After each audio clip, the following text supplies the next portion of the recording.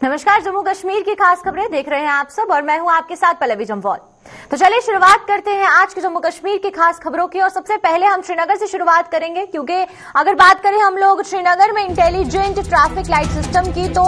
उसकी इंटेलिजेंस से लोग परेशान होते हुए नजर आ रहे हैं। और चाहे 50 जगहों पर ये इंटेलिजेंट ट्रैफिक सिस्टम लगाया गया हो, लेकिन प्रॉपर तरीके से ये काम करता हुआ नजर नहीं आ रहा है, जिसकी वजह से लोगों को काफी ज्यादा दिक्कतें हो रही हैं। और साथ में श्रीनगर म्युनिसिपल कॉर्पोरेशन की बात करें तो श्रीनगर म्युनिसिपल कॉर्पोरेशन की कोशिशों के बावजूद भी ट्रैफिक सिस्टम की व्यवस्था में सुधार नहीं हो पाया है, क्योंकि 50 जगहों पर पहले से जो है ये सिस्टम इंस्टॉल कर दिया गया है और जंक्शंस और बढ़ाने की जो बात है वो की जा रही है।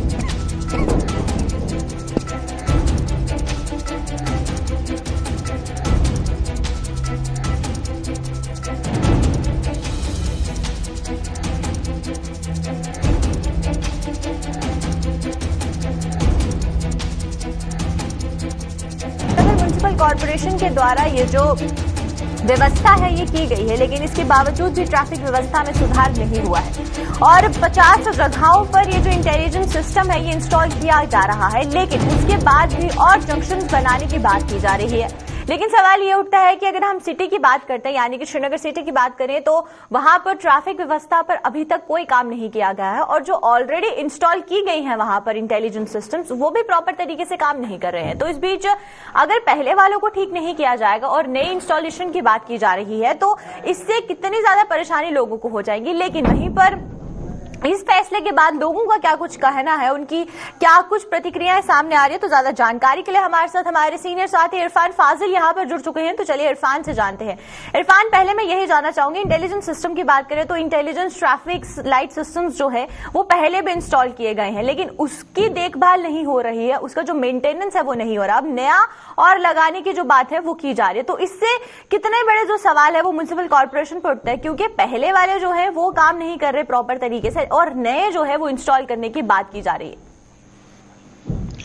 देखिए पल्लवी, अगर बात करें इंटेलिजेंस सिस्टम जो है ट्रैफिक सिस्टम को लेकर और ट्रैफिक के मतलब कह सकते हैं कि एक अच्छा स्मूथनेस और साथ ही साथ एक प्रॉपर तरीके से इसको चलाने के लिए जो इंटेलिजेंस ट्रैफिक सिस्टम की बात की गई है, ये बात जो है तकरीबन कई सालों से चल रही है। और साल 2020 की अगर मैं बात करूं तो कई सारे ग्राउंड पर इनिशिएटिव्स कंप्लीट भी हो गए थे, यानी 66 जंक्शन थे, जिसमें 50 जंक्शन जो है कंप्लीट हो गए और अभी 16 जंक्शन जो है उसके बारे में बताया जा रहा है कि वो भी बहुत जल्द कंप्लीट हो जाएंगे शहर और साथ ही साथ डिफरेंट एरियाज में। मगर यहां पर सवाल बनता है, जब आप ट्रैफिक को सुधारने की बात कर रहे हैं, एक साइड से ट्रैफिक महकमा है, दूसरे साइड से अगर आपने देखा होगा कि कई साल पहले कश्मीर में ट्रैफिक सिग्नल्स जो है उसे उपयोग में लाया गया था,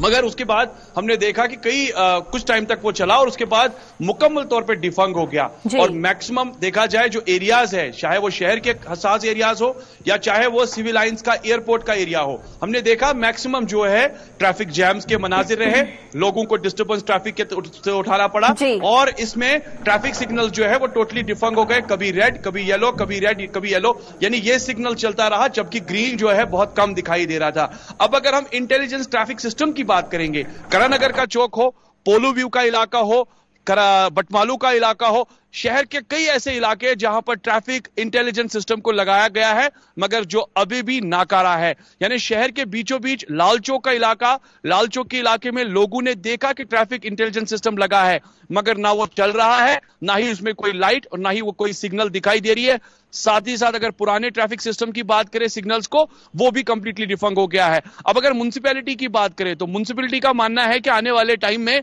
3 दर्जन से ज्यादा और भी कई ऐसे लोकेशंस है जहां पर हम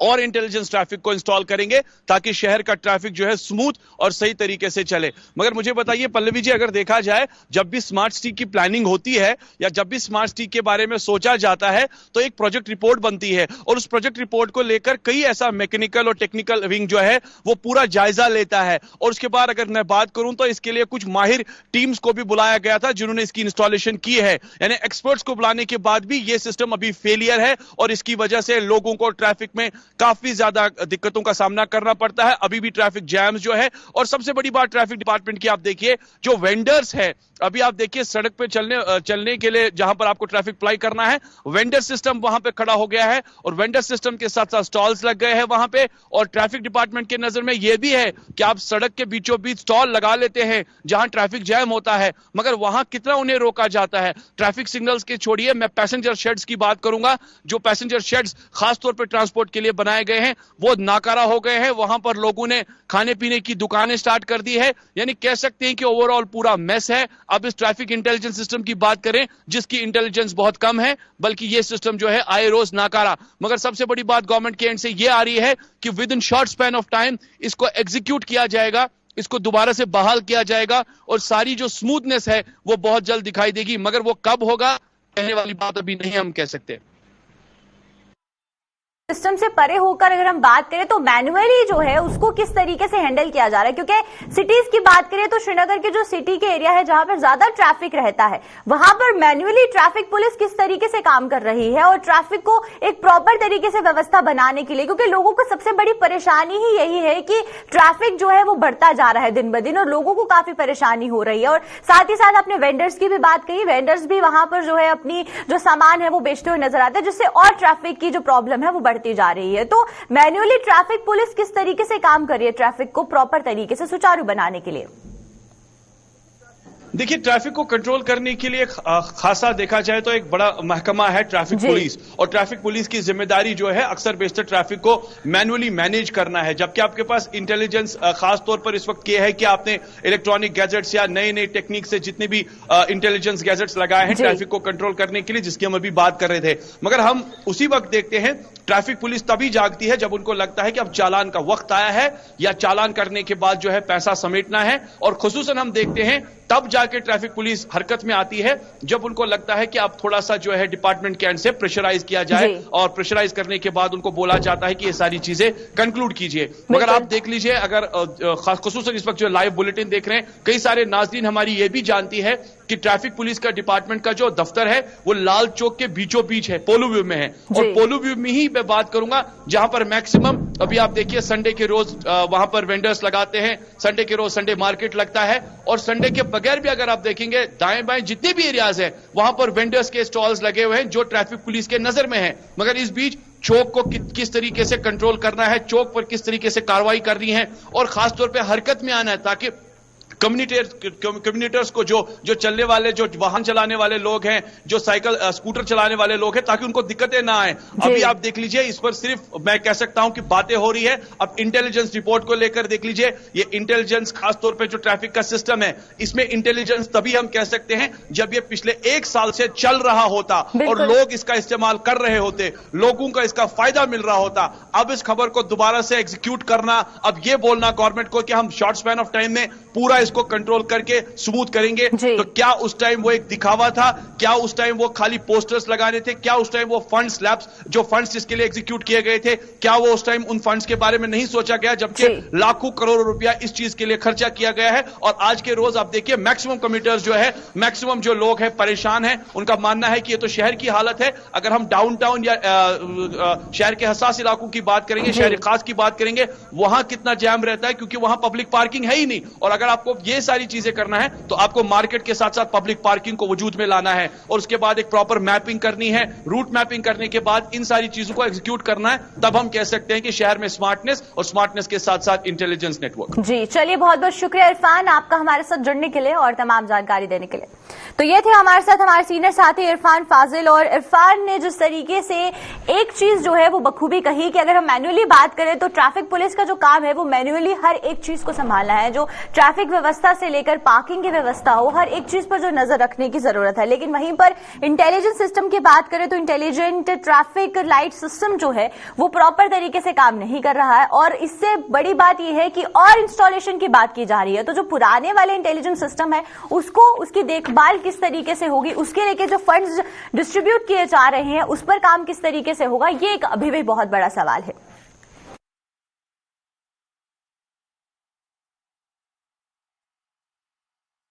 तो चलिए श्रीनगर के बाद बात करते हैं जम्मू के डीआरडीओ हॉस्पिटल की। जम्मू के डीआरडीओ हॉस्पिटल की बात करें तो कोविड के केसेस बढ़ने के बाद से जम्मू के डीआरडीओ हॉस्पिटल में फिर स्वास्थ्य विभाग का स्टाफ लौट सकता है और साथ ही साथ आपको बता दें कि जिस तरीके से कोरोना का खतरा बढ़ता जा रहा है उसके मद्देनजर डीआरडीओ प्रबंधक ने ये अवगत कराते हुए कहा है कि जो स्टाफ है स्वास्थ्य विभाग का वो वापस डीआरडीओ हॉस्पिटल में आ सकता है और जो मरीज, क्योंकि कोरोना के मरीज कम होने पर डीआरडीओ हॉस्पिटल से जो स्टाफ था उसको वापस भेज दिया गया था और उसके मद्देनजर अब वापस बुलाने की जो बात है स्वास्थ्य विभाग के स्टाफ की वो की जा रही है और 2 से 3 दिनों में स्वास्थ्य विभाग का जो स्टाफ है वो वापस लौट सकता है और इसका जो फैसला है वो भी आ सकता है, क्योंकि कोरोना के केसेस जिस तरीके से लगातार बढ़ते जा रहे हैं और जिस तरीके से केसेस में बढ़ोतरी आती जा रही है और ना सिर्फ कोरोना की बात करें लेकिन कोरोना के जो वेरिएंट्स हैं वो भी सामने आ रहे हैं और उसके बाद जब डीआरडीओ हॉस्पिटल बनाया गया था और कोरोना की जो चपेट थी वो थोड़ी थोड़ी खत्म होती जा रही थी, लेकिन अब फिर वापस से बढ़ते हुए केसेस को देखते हुए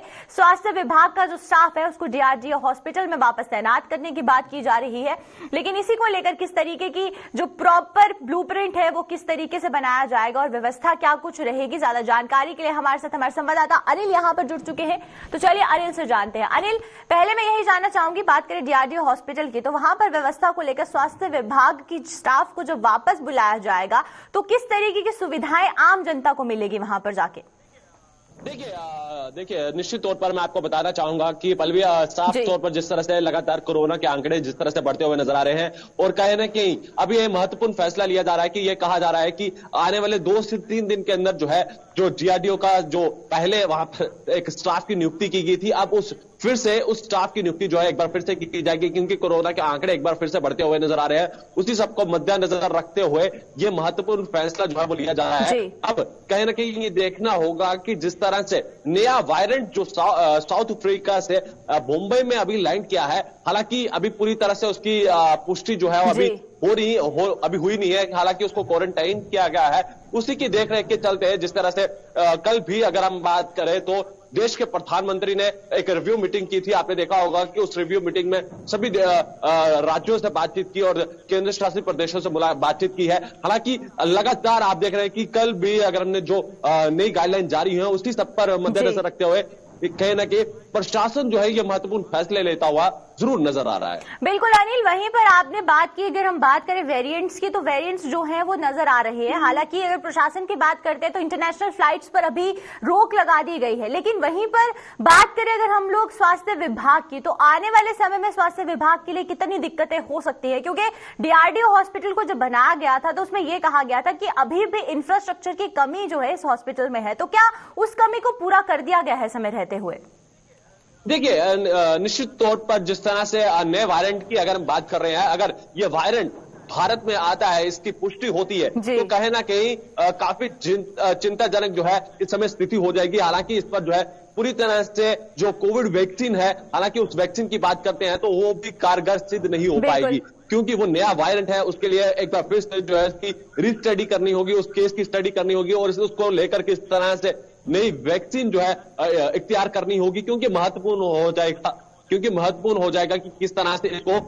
नए वायरंट की जो है उसकी वैक्सीन जो है तैयार की जाए। और डीआरडीओ की बात करते हैं तो डीआरडीओ के अंदर जो है स्टाफ की नियुक्ति होना अब लाजमी हो जाएगा, क्योंकि जिस तरह से आंकड़े बढ़ रहे हैं लगातार आप देख रहे हैं कि 100 से ज्यादा का आंकड़ा जो है वो जम्मू कश्मीर से सामने नजर आ रहा है। हालांकि कश्मीर संभाग से ज्यादा मामले आ रहे हैं, जम्मू संभाग से अभी इतने मामले जो है वो देखने को नहीं मिल रहे हैं। और लगातार नाइट कर्फ्यू की बात करते हैं तो उसको लेकर भी जो है लगातार जम्मू कश्मीर पुलिस जो है सख्ती से बरतती हुई जो है वो नजर आ रही है। बिल्कुल अनिल, आखिरी सवाल ये रहेगा, डीआरडीओ हॉस्पिटल के अलावा अगर हम बाकी अन्य हॉस्पिटल्स की बात करते हैं तो वहां पर कोरोना से निपटने के लिए किस तरीके के इंतजाम किए जा रहे हैं, वहां पर जो स्टाफ तैनात है उनके द्वारा किस तरीके की तैयारियां जो है वो हॉस्पिटल में की जा रही हैं?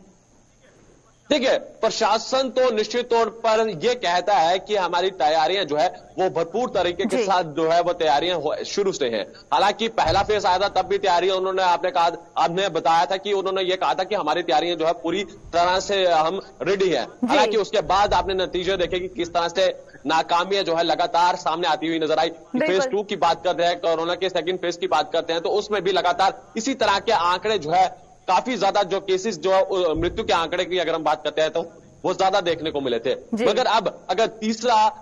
अगर फेज आता है तो कहीं ना कहीं लाजमी हो जाएगा, महत्वपूर्ण हो जाएगा कि किस तरह से स्वास्थ्य विभाग जो है आम जिंदगियां बचाता हुआ जरूर नजर आएगा। हालांकि अब ये देखने वाला समय होगा कि स्वास्थ्य विभाग की किस तरह की तैयारियां जो है वो जम्मू कश्मीर के अंदर जो है जरूर देखने जी। को चलिए, बहुत बहुत शुक्रिया अनिल आपका हमारे साथ जुड़ने के लिए और तमाम जानकारी देने के लिए। तो ये थे हमारे साथ हमारे संवाददाता अनिल। और जिस तरीके से डीआरडीओ हॉस्पिटल की बात करिए तो जो तैयारियां हैं वो पूरी कर दी गई है, लेकिन अभी भी सवाल बना हुआ है और जो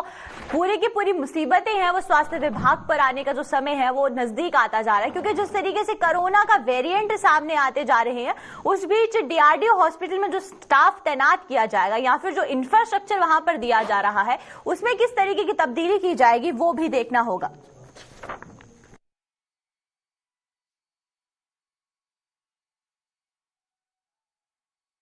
तो चलिए अब जम्मू के बाद रुख करते हैं सांबा की तरफ। सांबा की बात करें तो सोने की तस्करी का मामला वहां से सामने आया है और तस्करों को पुलिस ने गिरफ्तार कर लिया है। पहले भी सोने की तस्करी की जा चुकी है, लेकिन सांबा से अब जो तस्कर है वो पकड़े गए हैं। पूछताछ में दोनों ने ये अहम खुलासा करते हुए बताया है कि सांबा में 1 किलो 180 ग्राम सोने के साथ इन दोनों तस्करों को पकड़ा गया है और साथ ही साथ जम्मू के कुछ व्यापारी से भी पूछताछ की जा रही है, क्योंकि जब उन दो आरोपियों से पूछताछ की जा रही थी, दो तस्करों से पूछताछ की जा रही थी, तो उन्होंने बहुत बड़े बड़े खुलासे किए हैं, जिसके बाद जम्मू के कुछ व्यापारी हैं जिनसे पूछताछ का जो मामला है वो सामने आ रहा है। और इससे पहले भी इस तरीके की जो तस्करी के मामले हैं जो कि सोने की तस्करी होती थी सांबा से, वो मामले सामने आ चुके हैं। और उसके बाद एक और मामला जो सामने आया है जिसमें कि हालांकि पुलिस को एक लीड मिली है और जिसके बाद पुलिस अब व्यापारियों के साथ पूछताछ कर रही है। आप अपनी टीवी स्क्रीन पर साफ देख सकते हैं कि किस तरीके से 1 किलो 180 ग्राम का जो सोना है वो तस्करों से पकड़ा गया है और पुलिस ने अब आगे की कार्यवाही को अंजाम देना शुरू कर दिया है। लेकिन वहीं पर जम्मू के व्यापारी जिनसे पूछताछ की जा रही है उनसे किस तरीके से जो कार्यवाही है वो उन पर होगी। और साथ ही साथ तस्करों की बात करें तो क्या तस्कर जम्मू कश्मीर के ही रहने वाले थे या फिर बाहरी राज्य से ये जो तस्कर है ये ताल्लुक रखते हैं, ये जानने के लिए हमारे साथ हमारे संवाददाता ऋषि यहाँ पर जुड़ चुके हैं। तो चलिए आइए ऋषि से जानते हैं। ऋषि, पहले मैं यही जानना चाहूंगी कि जो दो तस्कर पकड़े गए हैं उनकी पहचान क्या कुछ बताई जा रही है? क्या वो जम्मू कश्मीर के ही निवासी हैं या फिर बाहरी राज्य से उनका कोई ताल्लुक है? देखिए पल्लवी, आपको बता दें कि जो गोल्ड आइटम जो रिकवर हुई है, काफी बड़ी तादाद में गोल्ड आइटम रिकवर की गई है सांबा पुलिस के द्वारा। और उसमें जो आप ये कह सकते हैं कि sort of smuggling gold items की जा रही थी। और ये जलंधर से एक गाड़ी निकली होंडा सिटी जो पंजाब नंबर की थी और दो इसमें जो लोग थे जो ये गोल्ड आइटम्स लेकर जम्मू की ओर रवाना हुए थे और इन्होंने ये गोल्ड की डिलीवरी जो है ये जैन बाजार जो सराफा बाजार है जम्मू का वहां पर करनी थी। लेकिन इसे स्मगलिंग इसलिए नाम दिया जा रहा है क्योंकि इनके साथ जो बिल्स थे वो फेक बिल्स थे। वो फेक बिल के आधार पर ये जो डिलीवरी थी ये की जा रही थी, डिलीवरी करने का प्रयास किया जा रहा था। लेकिन सांबा पुलिस को जो अपने इनपुट्स के आधार पर सूचना मिली, उसी इनपुट के आधार पर सांबा पुलिस ने नेशनल हाईवे के मुख्य चौक पर नाकाबंदी कर दी और इस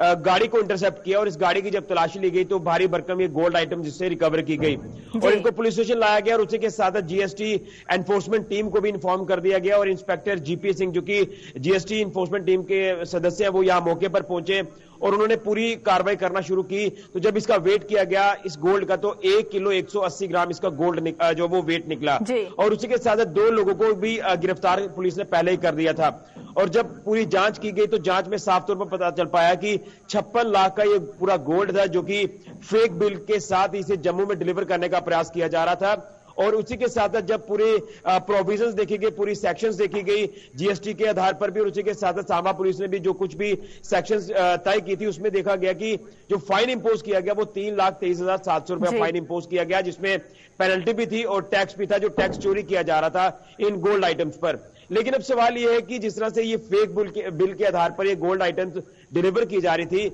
आज तो पुलिस को इनपुट के आधार पर यह सूचना मिली, काम किया पुलिस ने, लेकिन इससे पहले भी मुझे लगता है कि इस तरह की सॉर्ट ऑफ स्मगलिंग जो वो पहले भी हो चुकी है, इसलिए ये बेखौफ होकर बुलंद होकर इतना गोल्ड जो वो डिलीवर कर रहे हैं पंजाब से जम्मू में। तो ये कहीं ना कहीं काफी बड़ा एक रैकेट हो सकता है। रैकेट में कह रहा हूं कि जो व्यापारी तबका इसमें काम कर रहा है, जो बिना डरे धड़ल्ले से जो इलीगल तरीके से इतना गोल्ड ट्रांसपोर्ट कर रहे हैं, मुझे लगता है कि इनके ऊपर और भी सेक्शन जो वो लगाई जाएंगी। फिलहाल पुलिस ने जो मामला दर्ज किया है उसमें 2 आरोपियों को गिरफ्तार किया है और उसी के साथ ये जो फाइन 3,23,700 रुपया है ये इंपोज किया है इनके ऊपर। और जीएसटी इंस्पेक्टर का साफ तौर पर कहना था कि ये गोल्ड हम रिलीज कर देंगे, लेकिन उससे बशर्ते पहले ये फाइन इंपोज जो किया गया ये देना होगा, और उसी के साथ साथ इनको क्लियर करना होगा कि ये जो बिल आपने फेक बनाया है ये किन तथ्यों के आधार पर बनाया, क्या इसमें कुछ ऐसी चीजें थी जिसको लेकर ये फेक बिल के साथ इतना बड़ा सोना जो वो स्मगल किया जा रहा था। वहीं पर ऋषि ये भी जानना चाहूंगी कि एक और जो लीड थी वो उसमें ये थी कि जम्मू के कुछ व्यापारियों के नाम भी इसमें सामने आया, तो क्या उनसे पूछताछ की जा रही है और जो कार्यवाही है उसको किस तरीके से आगे बढ़ाया जा रहा है? देखिए, जिस तरह से बताया जा रहा है कि जैन बाजार जो सराफा बाजार है वहां पर ये डिलीवरी हुई थी, तो वहां से 2 लोगों को भी बुलाया गया था पुलिस स्टेशन सांबा में, और उनसे भी पूछताछ की जा रही थी, उनके बाकी बिल्स भी चेक किए जा रहे थे और पूरी कार्रवाई की जा रही थी। अब देखना ये है कि जिस तरह से ये लोग बिना बिल के आधार पर यहाँ जम्मू में पहुंचते हैं, तो सराफा बाजार में किसी एक व्यापारी से तो ये मिले नहीं होंगे, इसमें कई व्यापारी जो है वो हो सकते हैं और उनसे भी पूछताछ की जाएगी। लेकिन चलिए, पुलिस का भी और जीएसटी इंस्पेक्टर जो थे उनका ये साफ तौर पर कहना है कि हमें कोई दिक्कत नहीं है, डिलीवरी गोल्ड की होती है, लेकिन जो फेक बिल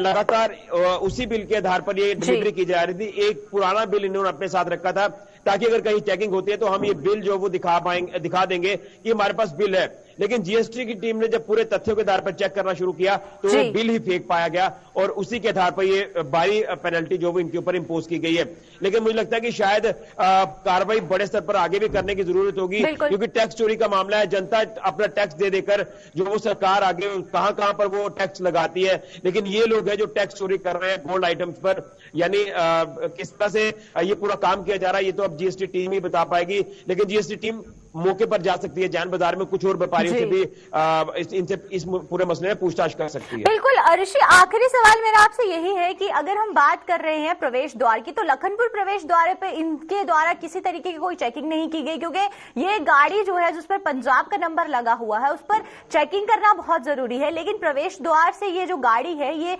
सांबा तक पहुंच गई और उसके बाद सांबा पुलिस ने आगे कार्यवाही की है।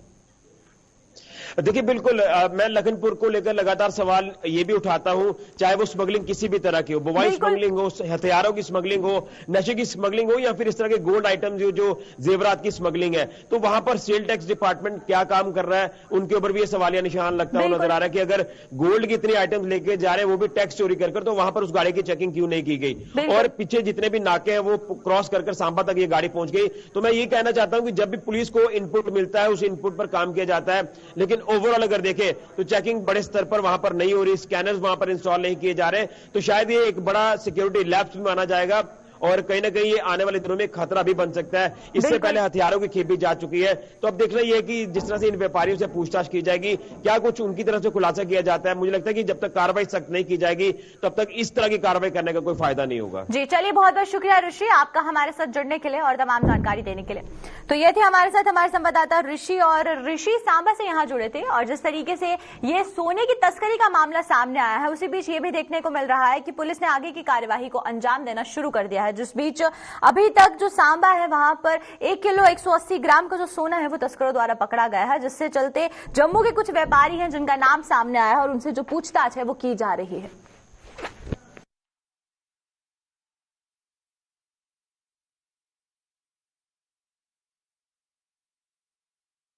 तो चलिए अब रुख करते हैं अगली खबरों की तरफ और बात करते हैं कोरोना की। कोरोना संक्रमण के बढ़ रहे मामलों के चलते केंद्र सरकार द्वारा राज्यों व केंद्र शासित प्रदेशों को चेताने के बावजूद जम्मू कश्मीर, खासतौर पर जम्मू जिले में इस चेतावनी का कोई असर नहीं दिख रहा है। कोरोना की दूसरी लहर का प्रकोप कम होने के बाद प्रशासन द्वारा पाबंदियों में दी गई ढील का सरेआम गलत फायदा उठाया जा रहा है और प्रशासन हाथ पर हाथ धरे बैठा हुआ है। जम्मू के बाजारों में रोजाना उमड़ने वाली भीड़ किसी बड़े खतरे को दावत देती हुई नजर आ रही है और सोशल डिस्टेंसिंग को लोग भूल ही चुके हैं। साथ ही साथ बाजारों में ज्यादातर जनता बिना मास्क के ही पहुंच रही है और जम्मू के पुराने शहर के बाजारों में जो हालात बद से बदतर हो रहे हैं और लापरवाह हो चुके हैं, लोगों पर नकेल कसने से प्रशासन भी परहेज कर रही है। वहीं पर पिछले दिनों भले ही पुलिस प्रशासन की टीम ने ऐसे लोगों के चालान काटकर लाखों रुपए का राजस्व इकट्ठा किया हो, लेकिन अब फिर से हालत पुराने डेरे जैसी हो चुकी है। भाई अगर हमारे लिए सरकार कर रही है, हमारे लिए सब कुछ कर रही है, हॉस्पिटलों के अंदर अगर इस टाइम देखा जाए तो थोड़ी प्रॉब्लम चल रही है जो, तो उसको करना पड़ेगा। लेकिन मेरी इंतहा सरकार से कि इसके ऊपर थोड़ा सा ध्यान दिया जाए, ठीक है। जहाँ भी ये जितने भी मार्केट्स के अंदर बड़े बड़े जो शोरूम हैं, जहाँ बड़े बड़े वो हैं, वहाँ पे रश थोड़ा सा कम होना चाहिए। उसके ऊपर दूसरा जो संडे की जो इतनी मार्केट्स इस टाइम लगी हुई हैं, यहाँ इतने लोग, मैंने अभी पीछे नीचे गया हुआ था तो वहाँ काफ़ी रश था। तो सरकार को चाहिए इसके थोड़ा सा ध्यान दे, और सरकार कर भी रही है, लेकिन लोगों को भी इसके ऊपर समझना चाहिए कि ये हमारे लिए ही, हमारे हित में है, हमारे लिए ही जरूरी है। मैंने अभी पिछले दिनों भी देखा कि कैंप काफी चल रहे थे, तो अगर कोई इनिशिएटिव कर रही है सरकार तो उसको ध्यान में रखते हुए करना चाहिए ये सारा। बाकी सब आगे सरकार को देखना है कि क्या करना है, तो मेरे ख्याल में ठीक ही है जो भी है। और कैंप लगवाने के बाद उन्होंने मास्क पे भी थोड़ा जोर दिया था, सैनिटाइज भी हो रहा था, स्प्रे वगैरह सब जगह हो रहे थे। जो अब इस वक्त जो फिर सुन रहे हैं कि कोरोना ने दोबारा दस्तक दी है, और गवर्नमेंट को चाहिए कि वही प्रिकॉशन दोबारा इम्प्ली करें, क्योंकि इस वक्त भी अगर बाजारों में आप देखोगे तो 80% लोग जो हैं विदाउट मास्क हैं। तो चलिए अब तक की जम्मू कश्मीर की